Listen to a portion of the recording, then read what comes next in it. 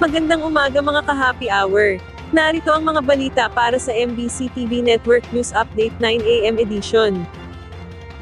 Sa The Better News, aplikasyon para sa Japanese Government Scholarship nagsimula na. Ating panoorin sa The Better News report ni Mili Borja.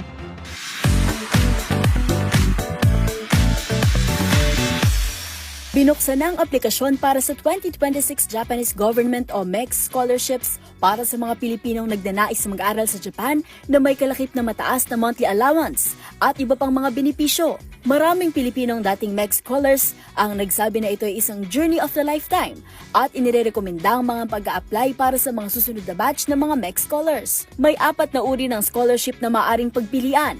Una, ang undergraduate scholarship na nagbibigay ng mga pagkakataon na makapag-aral ng 4 hanggang 7 taon sa Japan sa larangan ng Natural Science o Social Science. Pangalawa, ang Specialized Training Scholarship na nagbibigay ng pagkakataon na makapag-aral ng hanggang 3 taon sa mga professional training schools sa Japan sa mga larangan gaya ng teknolohiya, personal care, edukasyon, negosyo, fashion at iba pa. Pangatlo, ang College of Technology Scholarship na nagbibigay ng pagkakataon na makapag-aral ng hanggang 4 na taon sa mga College of Technology sa Japan para sa mga field gaya ng Mechanical Engineering, Electrical and Electronic Engineering at iba pa.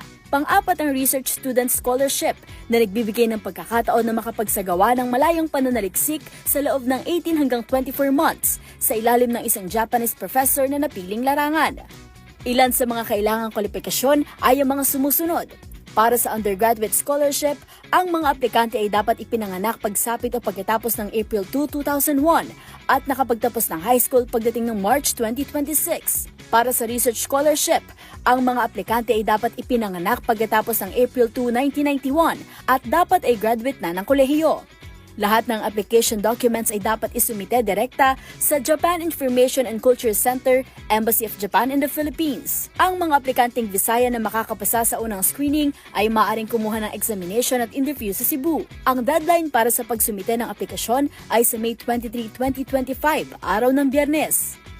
Para sa DZRH TV, ito si Mili Borja, una sa Pilipinas, una sa Pilipino.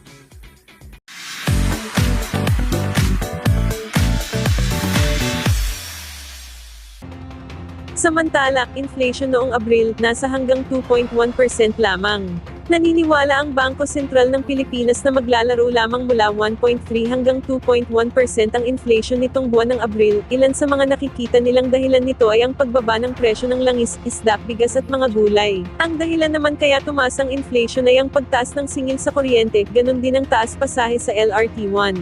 Magugunitang nitong Marso ay nagtala ng 1.8% na inflation na mas mababa sa 2.1% noong Pebrero at 3.8% noong Enero. Sa May 6 pa i-aanunsyo ng Philippine Statistics Authority ang inflation rate sa buwan ng Abril. At yan ang mga balita para sa MBC TV Network News Update 9 AM edition.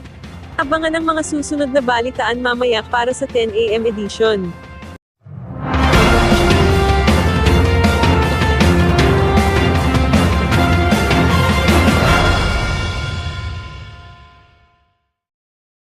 Mga ka-happy hour, kung gusto mong manood ang mga balita sa MBC TV Network News Update, mag-subscribe sa aming YouTube channel, i-like ang aming Facebook page, at i-follow sa aming TikTok account.